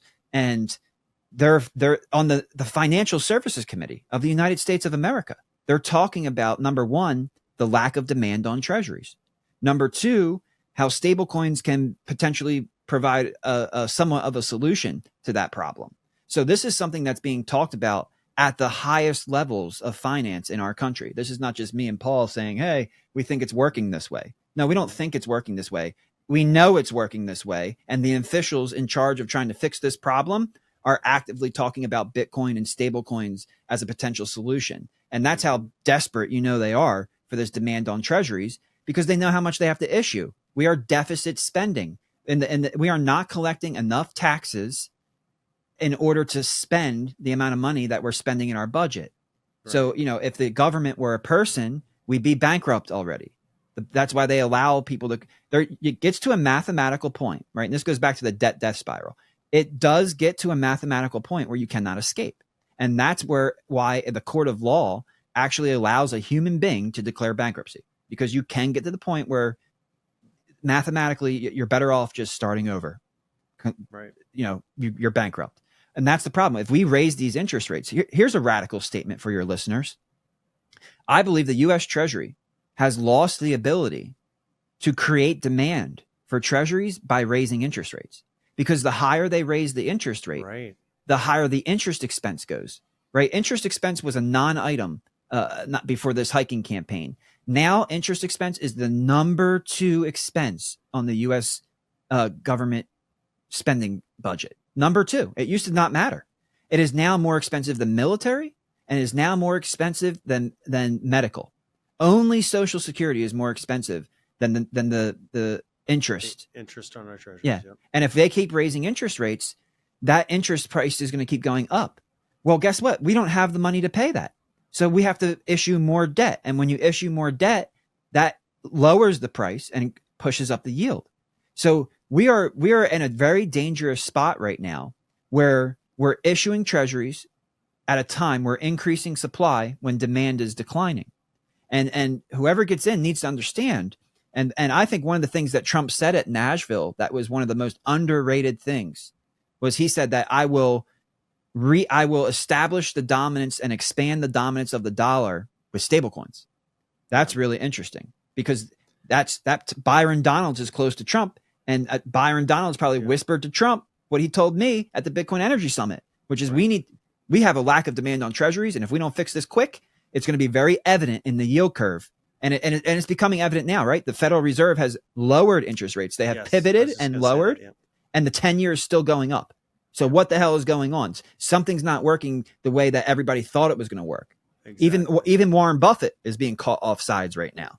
Mm-hmm. The yield curve is not reacting to the pivot the way that we would anticipate it to. Yeah, and it wasn't just like a subtle mean reversion. It was a pretty significant move that we saw in interest rates after Jerome cut rates. Yeah, actually, I have a long thread about this on my account, because I was calling for 5%. And I was wrong. I was calling for 5 and they came back down. But I this is my thought on this. I think they're defending the 5% mark, because if it goes above 5%, the banks are bankrupt. Yeah. Because remember, as the interest rate goes up, the price goes down. So as the price goes down, the mark-to-market value of that collateral, because remember, the banks are not just holding this in one signal account and holding their swords and defending your money. They're rehypothecating this debt throughout the system in multiple ways. They're leveraging that position in multiple ways. And the value of that position goes down as the interest rate goes up. So the higher the interest rate goes, the more systemic risk there is. And that 5% level is that key critical level. If they don't defend that level on the 10-year, then everything will unwind. You won't just need a bank term funding program. You'll need a complete buyout program. So it's now back above the 4.33% critical level. 4.335 is the critical level for the 10-year treasury based on market structure. And now they're going to have to start playing defense again. And if they don't, it's going to rip to 5 pretty quick. But once it gets to 5, I anticipate a treasury buyback program, flip the switch on quantitative tightening back to quantitative easing, and they're going to provide liquidity like they've never provided liquidity before. They're going to make COVID and helicopter money look like nothing compared to what they're going to need in order to keep this system together if they allow those rates to de-anchor. So for that reason, I don't think they're going to allow the rates to de-anchor, which means they have to print the money. And if they have to print the money, we're going to see more inflation. And if we have more inflation, you do not want to be in bonds, because the yield is going to go more negative. You need to protect your purchasing power. And the best way to do that is with Bitcoin. Yeah. So you're obviously a fantastic educator. So before we transition to education and all your efforts there, I want to let everybody know a little bit more about like when you think the People's Reserve is going to launch, how it will launch, and how they can find out more about it down the road. Yeah, absolutely. So People's Reserve, we've been building stealth for 3 years. So it's been a long road, especially building it here in the United States. We'd probably be live already if we build it offshore, to be honest with you. But we're here for we the people. Our saying is People's Reserve, serving we the people.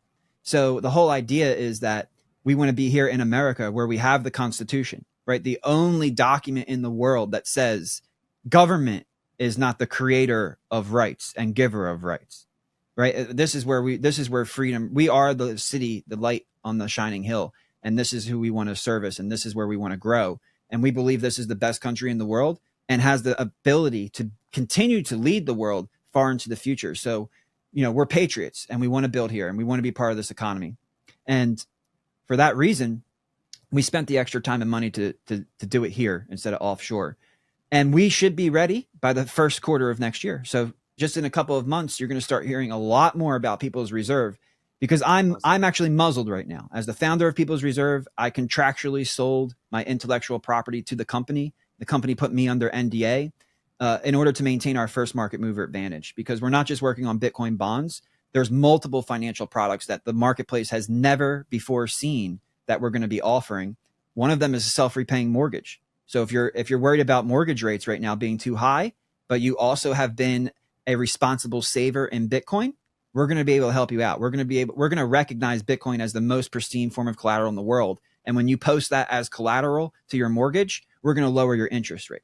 Bitcoiners are going to get access to the lowest interest rates in the world, because as a lender, People's Reserve is going to have the lowest risk. So it's not just about the supply and demand of money. It's an element of risk, and Bitcoin limits that risk. And when you limit our risk, we can lower your interest rate. So Bitcoiners are going to be empowered by the system that we've built in order to take advantage of these different financial tools. And that starts as early as the first quarter of next year. I couldn't be more excited, especially after awesome. 3 years of having duct tape kept over me. I'm excited to see this stuff when you launch it. I've always felt that way. I've always felt like, man, we have the best collateral in the world and you want to charge me 12, 14%. Like, no, thank you. Yeah, I'll it's just crazy. keep stacking. But this could be a great way. This is like a great transitioning tool to drive Bitcoin and deeper into the economy and give people more use cases than just store of value. And it's going to impact people positively, even if they haven't been stacking Bitcoin, because it's creating a whole new economic environment, a whole new economic system that is pro-humanity. And so where you'll be rewarded for doing the right thing. You become a saver, it's going to benefit you in a huge way. So I'm excited for what you're building, man. Congratulations. Thank you so much. Appreciate cool. that. Yeah. So actually that kind of goes into education, because exactly. One of my favorite things to teach is that I ask people, have you been taught to save? Well, yeah, of course, it's responsible to save. Okay, well, who are the biggest borrowers in the world? Banks and governments. They're the biggest borrowers in the world. When you deposit your money at a bank, if you read the fine print, the reason they're paying you interest is because you're lending them your money. So the banks are borrowing your deposits. Who's the other biggest borrower? By far, the government. Right. So a lot of times you say lower interest rates will cause inflation because banks will extend credit. Personal credit is around $1 trillion. The government is $36 trillion in debt with $219 trillion of unfunded liabilities. You want to talk about we the people, $1 trillion when you have 300 times more than that? No. See, the governments and the banks are the borrowers and we the people are the lenders. And they have flipped the script upside down. They have manipulated the system so that the borrowers are empowered and that the lenders are penalized. Well, Bitcoin flips that script back and makes the lenders, the responsible lenders, actually the beneficiary of the financial system rather than the borrowers. And that is kind of what Michael Saylor is exploiting at MicroStrategy. It makes sense to borrow them. Yeah, yes. Bitcoin's got 50% CAGR. I haven't heard it explained that way, but that's brilliant. I love that because it just clarifies things in a very precise and quick way. That's really cool. Right. You ask the question, well, why is it like this? Well, because they've manipulated the system to benefit them and extract value from you. And that's what People's Reserve is sick and tired of. Our whole team is dedicated to delivering value instead of extracting value. This fiat mindset of value extraction is what motivates us and drives us, not only in my companies, but also in my educational community, Christian Investment Analysis, where people can come and join and they can shadow my portfolios. I think our cost adjusted basis on MicroStrategy is like $4 a share. Our NVIDIA and AMD entry points are ridiculously low. We're not traders. We're long-term investors. We're savers. We're responsible lenders. And that's my mindset. And if you agree with it, fantastic. Come join us. And and sharing our success. If you don't agree with it, best of luck to you, and good luck creating your own strategy, right? Because that's what I try to teach people is learn from me, but build on top of my shoulders. Create your own strategy, just like I've built on top of other people's shoulders. That's how humanity works and moves forward. And that's what we stand for at Christian Investment Analysis, a great community of people who just want to have success, but maybe don't have the time and the energy to invest the way you and I do. Like I said, we went to the bottom of the rabbit hole. We planted some TNT. We blew it up. We went deeper. We set up some couches, some TVs. We set up some books for you to come get comfortable and learn at the bottom of that rabbit hole. But most people, they can't swallow that pill, and they don't have the time and energy to do it in an organized way. And I think education is key. Education is critical, not only for the person, but from the people's reserve aspect, from the corporate side too. Because like you said, it's not just about empowering the individual, which it definitely is about. That's number one priority. Let's empower the individual. But once you start empowering these businesses, a tertiary effect of that is that you're actually empowering the individual as well, because you're optimizing the business too. So we get it from the personal side with Christian Investment Analysis. We get it from the company corporate side with People's Reserve.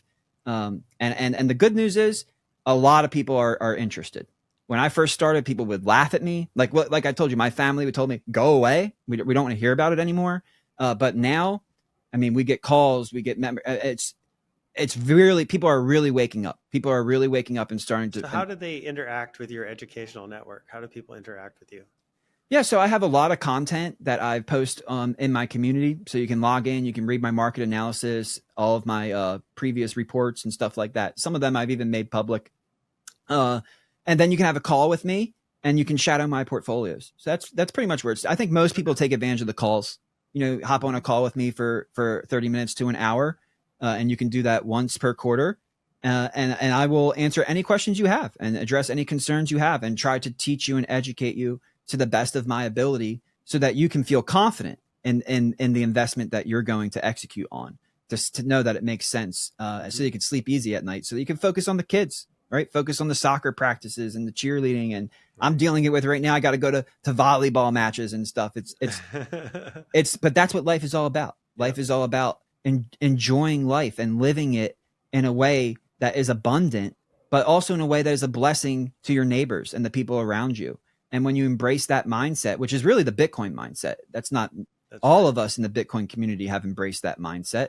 And that's why we see this type of education going on. That's why you see Michael Saylor, who's a billionaire, spending hours you see that video where he's like, right? Because it's the same thing over and over and over and over again. He's trying to educate these people. He's making billions of dollars, but he's giving the time and energy out of his life in order to help other people. That is the Bitcoiner mindset.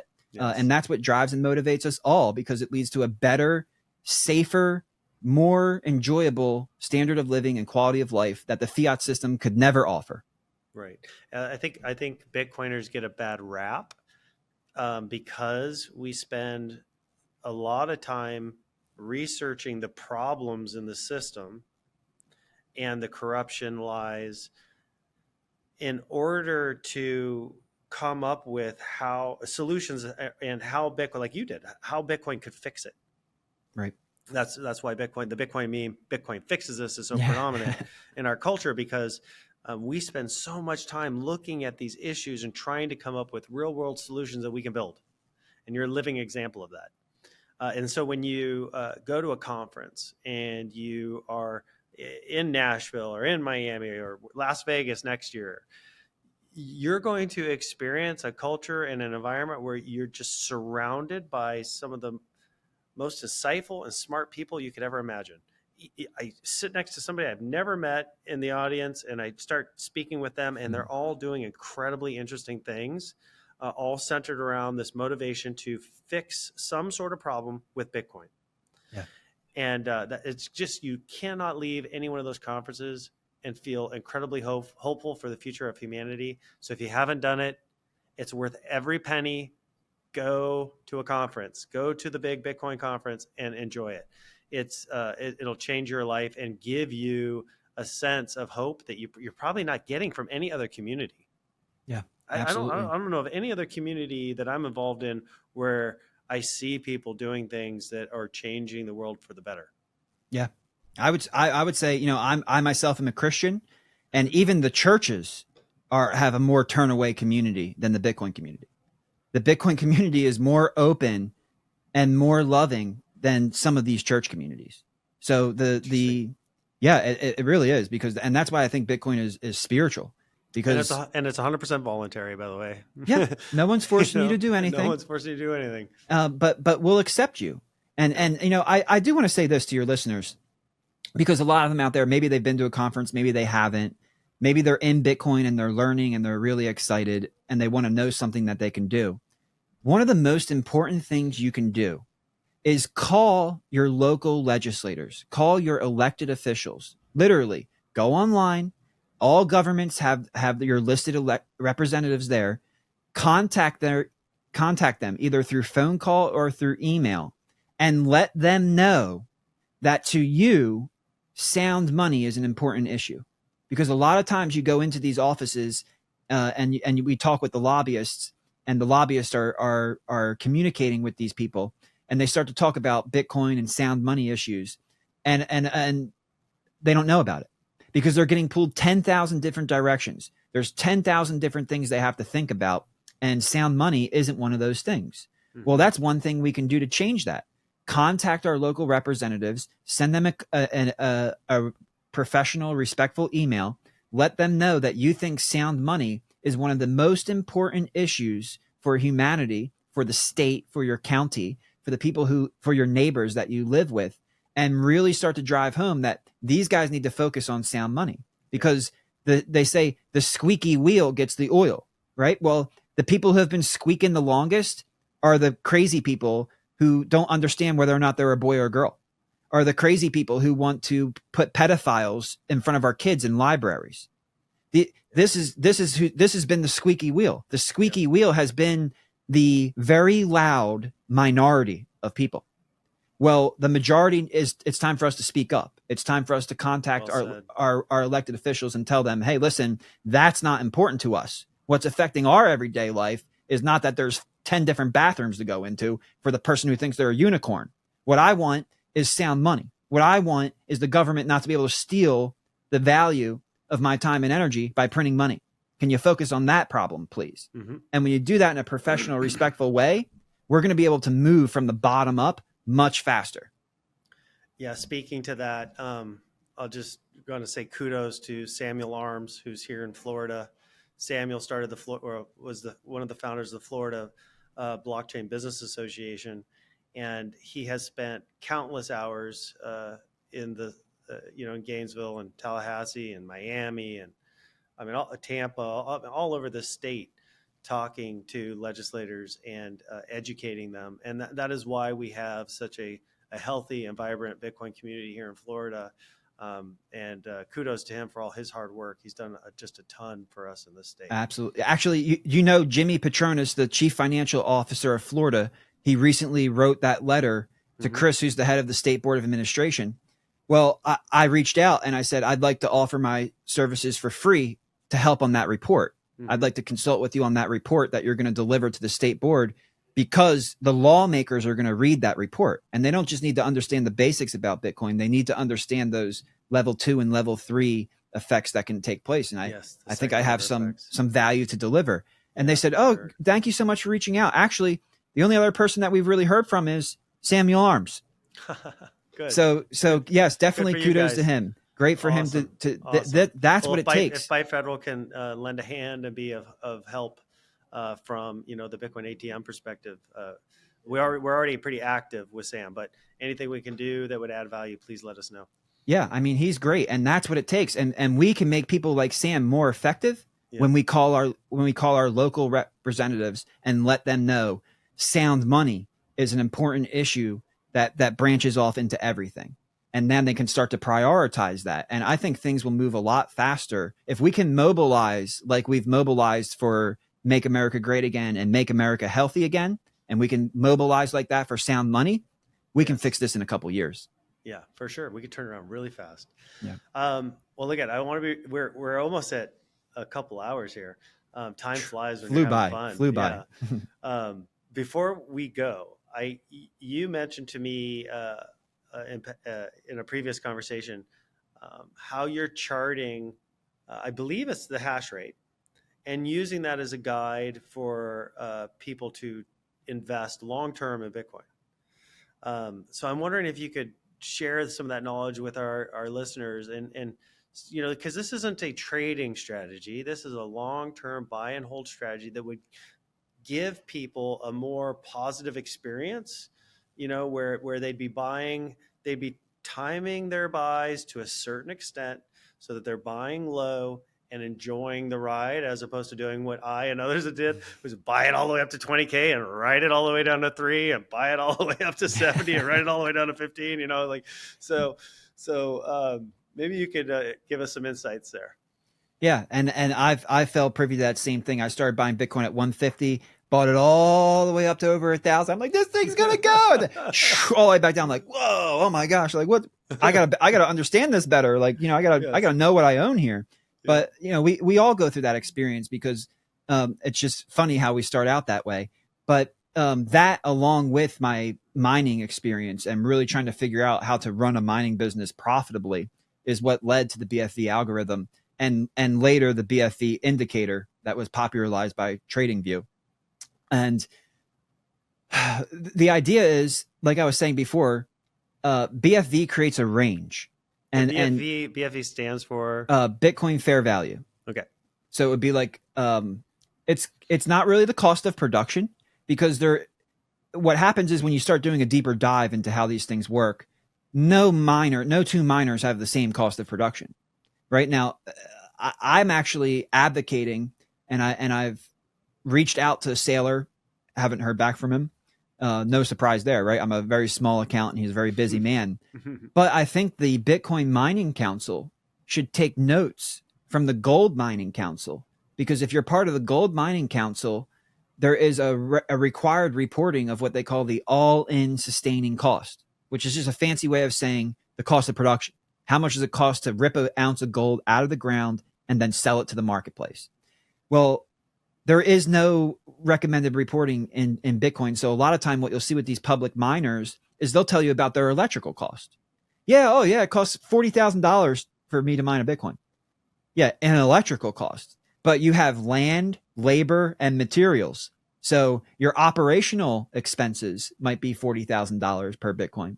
But when you take into capital expenditures, the $100 million you needed to build on the land and everything that you have, then it's closer to $100,000 of cost of production per Bitcoin. So there's a lot of difference between analysts and how they look at the cost of production of Bitcoin. Some will look at the electrical cost.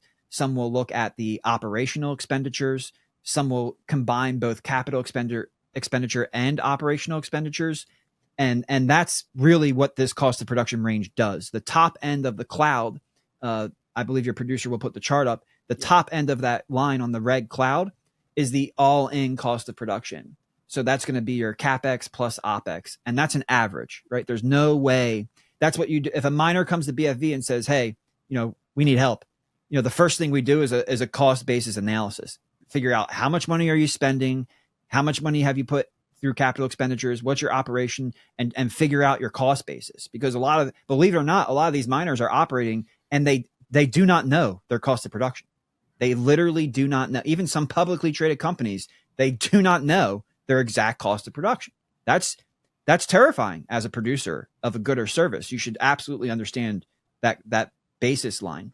And it turns out that understanding is not only beneficial to miners, but it's also extremely beneficial to long-term investors, because that's how you avoid dipping your toes in at $150 and then going all in when the price goes over $1,000, like I did, right? So you have to understand where you are in that commodity cycle. And the best way to understand where you are in that commodity cycle is no different from Bitcoin than any other commodity. Let's take real estate, for example. If you have a real estate that you're interested in, a piece of land that you're interested in, or a home that you're interested in, the first question I would ask as a real estate investor would be, what's the replacement cost? And that's just the real estate industry's fancy word for cost of production. How much would it cost me to get all of the concrete, the wire, the wood, all of the materials? How much would it cost me to rebuild this, to replace this? And if the price of the home is less than the replacement cost, it's a no-brainer. It's a good buy. You're buying it for cheap. You're getting a good deal. But if the price of the home to build is $300,000 and you're turning around and buying it for $600,000, you're paying a 100% premium to the cost of production. That's expensive. So when price is above cost of production, we call that premium. Not all premiums are expensive, but most of them are. And when the price is below the cost of production, we call that a discount. Now, as a long-term investor, you want to buy discounts and you want to rebalance during premiums so that you can buy more during discounts. But these signals on the Bitcoin fair value algorithm, they pop up maybe like once every couple of years. I mean, this is not like you sign up for a group and you get pinged on your phone every 5 minutes. It's like, what the hell? Like, what is this guy expecting me to do? Make 500 trades in a day? You know, like, no, you'll get like a signal, like maybe every couple of years. Like, it's very rare. Like, these cycles take a long time. So it's a long-term mindset and it's a long-term strategy based on what I like to call a coded commodity cycle because of the difficulty adjustment, because of the halving. And the halving tends to be the catalyst to a new price discovery cycle because the cost of production doubles overnight. So when that cost of production doubles overnight, the red cloud you've seen on the chart, it doubles overnight. The bottom line being the electrical cost, the top line being the all-in cost of production, creates a range. So when price is in that cloud or below that cloud, you buy. You buy like there's no tomorrow. You put everything in that you can.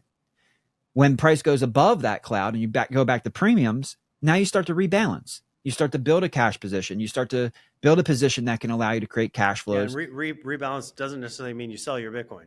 Yeah, it just means that you just divert buying Bitcoin to saving cash. Everybody knows Mr. 100, right? Mr. 100 has thousands of Bitcoin.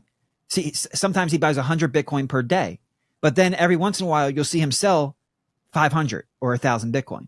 Why? Because he's just rebalancing so that he can buy more Bitcoin, because the goal is to buy more Bitcoin, because you should never sell your Bitcoin. And if you sell your Bitcoin, I'm very sorry for you. Your mindset should never be to sell Bitcoin. Matter of fact, once People's Reserve comes out, you'll never have to sell your Bitcoin.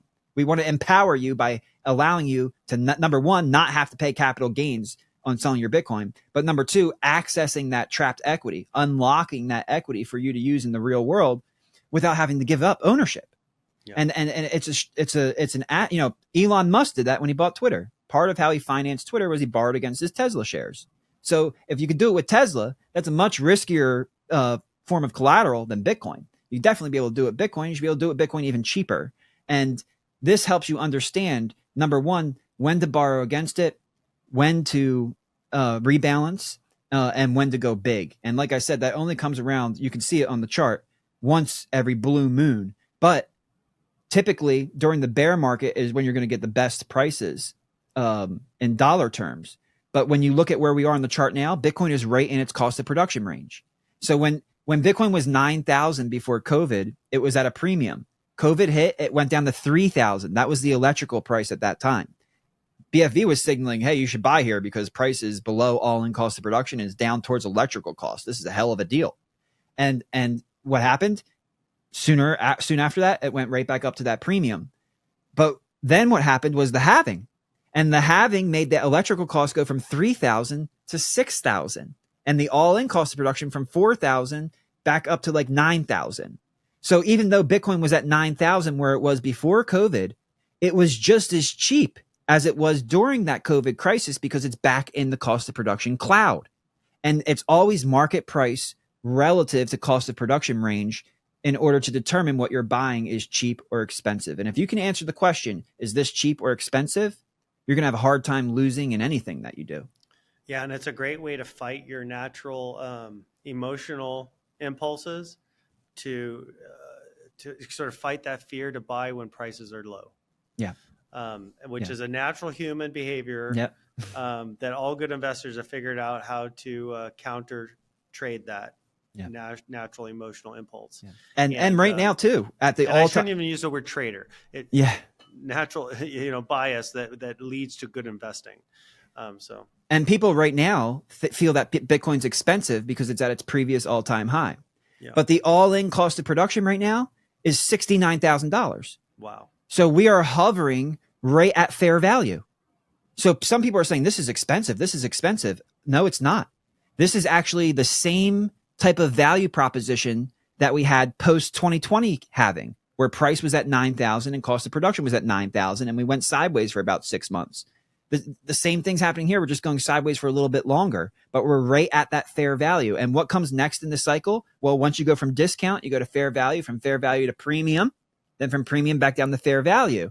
And through the cycle, which you can see on the chart, the cost of production cloud continues to go up. And that's part of the strategic design. That's the difficulty adjustment, pushing that cost of production cloud up. So the next time Bitcoin comes down, it's going to make a higher low, but still offer you the same value proposition.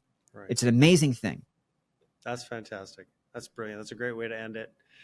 CJ, tell everybody where they can find you. Let's get all the hashtags out there and all the different places they can look you up.